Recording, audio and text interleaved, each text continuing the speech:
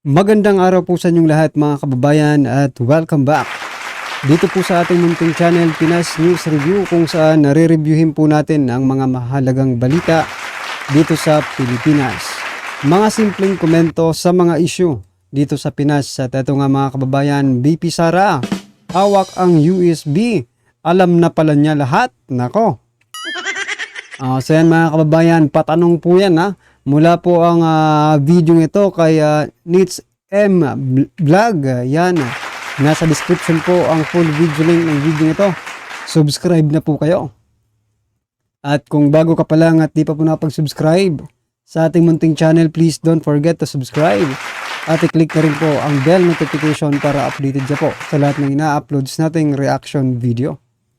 So ito na nga mga kababayan, bago po natin simulang panoorin at bigyan ng komento ang video ito. Ito, may isi-share lang ako sa inyo dahil nagsanib pwersa na po no, yung iba't ibang partido para kalabanin po ang mga Duterte. At ito nga po ang partido ngayon no, ni President Bongbong Marcos Jr. Ito mga kababayan, bigyan po natin ng konting reaction po ito no. Ito. 2 buwan bago ang paghahain ng kandidatura para sa eleksyon 2025, formal lang magkaalyansa ang partido ng Pangulo at ang partidong minsan niyang iniwan. Yan ang Nationalista Party na naging partido rin noon ng kanyang ama. So yan mga kababayan, no? Partidong minsan niya nang iniwan. Anong klaseng ano ba ito?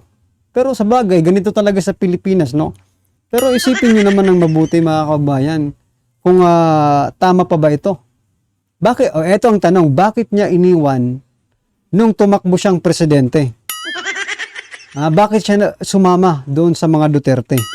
What do you think, mga karibin natin? Parang si ano lang, parang si Sandro Marcos lang nung tinatanong ng, di ba? Yung tinatanong si Sandro Marcos, what do you think? What do you think?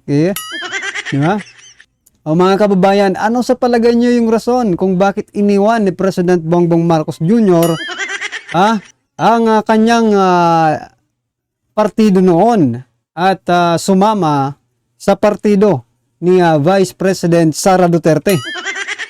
At ngayon po, bakit naman siya bumalik? Yan po ang mga tanong na dapat natin itanong dito sa kay President Bongbong Marcos Jr. Diba? Pero alam naman po natin, hindi sa bagay, hindi naman siguro na tayo mapapanood yan Okay na lang po mga kababayan. Ako, may umiikot po sa isip ko yan Ganyan po talaga pag mangga. Diba? Pag isa kang mangga, parang ano rin tayo naiinis tayo kay Manny Pacquiao, diba? Kay Senator Manny Pacquiao dahil palipat-lipat ng partido. Pero eto palang ating Pangulo ay palipat-lipat din. Palipat-lipat din ng partido. Nako. Ano kaya ang implication nito, no? Para doon sa mga boboto. Ikaw na nanonood ngayon, ano ang opinion mo diyan? Ako, ang opinion ko diyan talagang ganyan talaga sa politika. Kung sino ang mapapakinabangan mo, doon ka talaga. Gaya ng ginawa nila dito kay mga Duterte, di ba? Ginamit nila ng ginamit hanggang sa nanalo po sila. At ngayon naman po ay hindi natin alam kung bakit ganito ang ginagawa nila sa mga Duterte. Sinasabi ng iba, mga walang utang na loob. Well, anyway, karapatan din naman nilang magkapagbigay ng kanilang opinion, di ba? So yan mga kababayan, yan po yung isa sa ating pag-uusapan. At eto pa, eto mga kababayan, si Expedia Agent Jonathan Morales ay hinatulan na po ng guilty sa kasong perjury. Ito po ay noong ano pa ito basahin ko lang po para sa inyo yung pagsisinungaling niya daw doon sa kanyang testimonya laban sa suspect ng illegal na droga noong 2011. 2011 pa pala ito mga kababayan, pero bakit ngayon lang? Ngayon lang nahatulan ng korte beyond reasonable doubt pa ang nakalagay. Ito, hinatulang guilty beyond reasonable doubt ng San Fernando, Pampanga. Si ex-PDEA agent Jonathan Morales. Ano po ang masasabi niyo dyan? Kaya nga inilagay ko rin si Miss Cathy Binag dyan sa thumbnail natin kasi baka po siya ang sumunod dito kaya ex-PDEA agent Morales, no? Napakatagal na pala nito. 2011 pa. Ano na tayo ngayon? 2024. Ilang years na? 13 years bago po. Bakit ngayon lang? No, dahil ba sa tumitistigo itong si ex-PDEA agent Jonathan Morales against dito? Kay PBBM. Yun ba ang dahilan? Well, anyway, hindi natin alam. Siyempre, hindi naman yung sasabihin ng korte na ganyan nga ang kanilang pagdedesisyon, di ba? Kayo na lang po ang humusga mga kababayan kung ito ba ay deserve ba ito ni ex-PDEA agent Morales na maging ganito ang kanyang buhay, no? Well, anyway mga kababayan, kaya nga Miss Cathy Binag, ingat-ingat po kayo. Baka kayo ay sumunod dito kay ex-PDEA agent Jonathan Morales. Palakpakan po natin Saludo po kami sa inyo, sir. At ito na nga mga kababayan, sama-sama at sabay-sabay po natin pakinggan. Panoorin at bigyan ng komento ang video ito. Ito na po. Ma'am, familiar ka ba? Narinig mo na ba or napanood mo ba itong sinasabing polvoron video? Merong lumapit sa akin noon at sinabi niya ang video nasa USB. Tanong ko lang po kasi parang galing po sa statement ng father po ninyo, former President Rodrigo Duterte. There is like an obsession of this current administration, except from you, Madam, no, to demonize Pastor ACQ. So, how do you see this po, Vice? Paano po kaya natin to parang ma-assess para sa point of view po ninyo with regard to this kind of obsession daw po? Oo, ganun yung, tulad ng sagot ko kanina, no, ganun yung tingin ko. He suffers from two poison arrows na nag-align, no? Gustong may politika doon, allied siya sa mga Dutertes. Ang mga Dutertes gusto pabagsakin, klaro naman yan, nakikita naman natin sa mga pronouncements ng iba't ibang politiko. Gusto pabagsakin at meron din siyang legal problems doon sa United States of America. So, yan yung burden ngayon kay Pastor Apollo Kibuloy. So, Vice, how can we try to ease that burden po? Kasi parang sa side po kasi namin sa KOJC, Vice, syempre yung in behalf po sa lahat ng mga members din po ng KOJC po, ma'am, no, there are threats po kasi na babalik po yung mga police to serve the warrant again and to implement excessive force. So paano kaya makakalma yung mga nasa KOJC po, Vice? Oo, yun ang sinabi ko unang-una kanina. Dapat kalma lang, mga Dapuenyo, mga citizens ng Kingdom of Jesus Christ. No? Pag nag-implement kasi ng search warrant or warrant of arrest, may rules kasi yan sa batas kung anong dapat gawin ng police. Kaya ang advice ko sa Kingdom of Jesus Christ is paniguraduhin na kapag nag-implement ng search warrant or warrant of arrest, meron doong abogado or merong na-brief ng abogado kung ano yung mga rules of engagement sa implementation. Lalong-lalo na galing sa side ng Philippine National Police. Labas doon, pwede nang magreklamo or pwede nang maghain ng kaso ang abogado ng Kingdom of Jesus Christ sa kung meron mang sinasabi na excessive use of force, pwede nang maghain ng reklamo ang abogado ng Kingdom of Jesus Christ. Thank you po. Last two pahabol na questions, ma'am. Regarding lang po dun sa sinabi ni Senator Risa Hontiveros, na as long nandyan po kayo sa posisyon, may threat po, may banta po ng mga Duterte. So yan mga kababayan, di ba binalita na rin natin to yung si Senator Reza Hontiveros, banta daw ang mga Duterte sa sambayan ng Pilipino.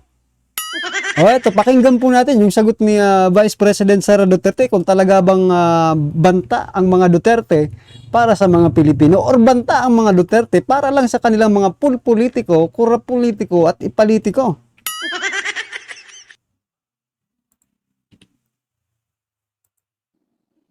Oh, yes.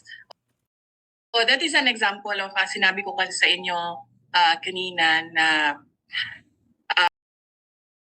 let me use the word of former President Rodrigo Duterte na obsessed yung mga politiko na pabagsakin ang mga Duterte at naririnig natin sa kanila ngayon, hindi naman nila tinatago. Sinasabi nila publicly.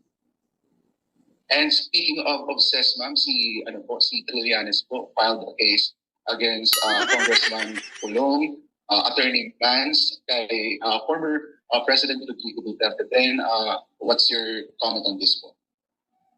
I cannot speak for Congressman Paulo Duterte, no? Cannot speak for Congressman Paulo Duterte. I cannot speak for my husband, Vance Carpio. Meron naman silang mga sariling statements ata nila. Pero si former Senator Trillanes, dati pa naman siya, nakikita na ninyo, is always after the Duterte, 2016 pa lang. So nakita ninyo na na politika yan lahat. Wala na yan siya. Mga kabayan, kitang-kita naman po itong si Trillanes, no? Napaulit-ulit na lang po yung ginagawa niya. Di ba? Sabi nga ni Senator Bongo, Trillanes, tumahimik ka na, no? Pilit mo kaming pinipinturahan ng itim para ikaw ay pumuti. Yung mga ikinakaso mo naman sa kanila, ay paulit-ulit na lang. Siguro ko talagang walang magawa itong si Trillanes Ang ibang motibo kundi politika lang. Klaro naman yan. Nung nakita niya na mananalo na si Pangulong Duterte noong 2016, ay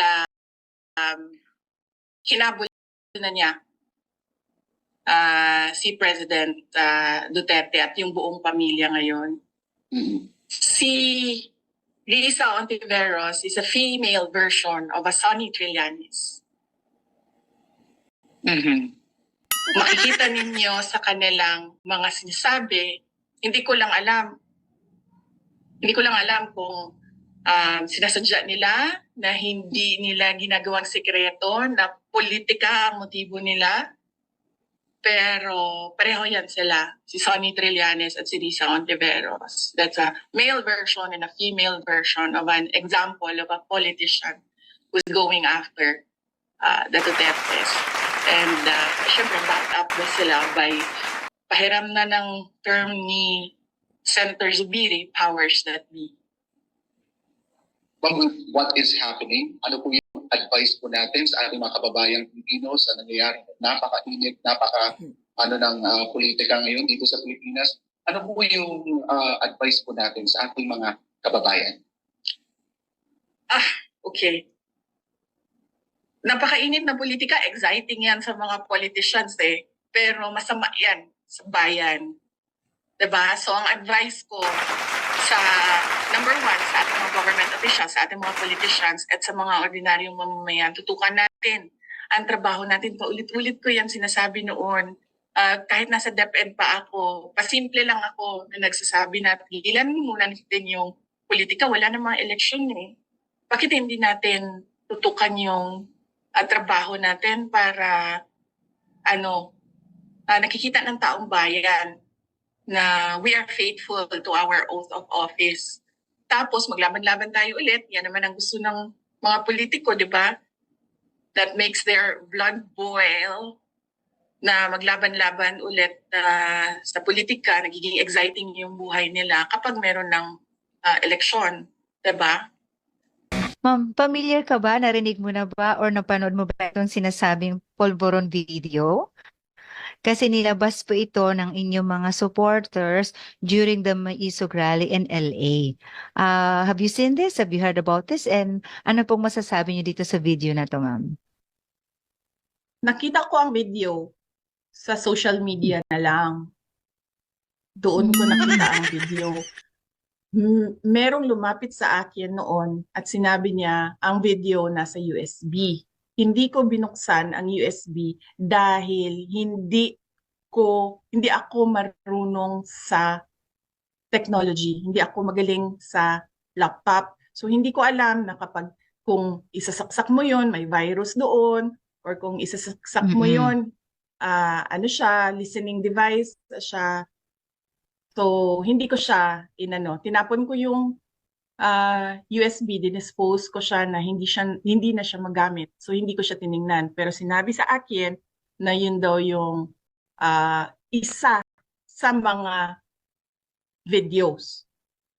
Nakita ko yung video, cocaine video, doon sa social media na.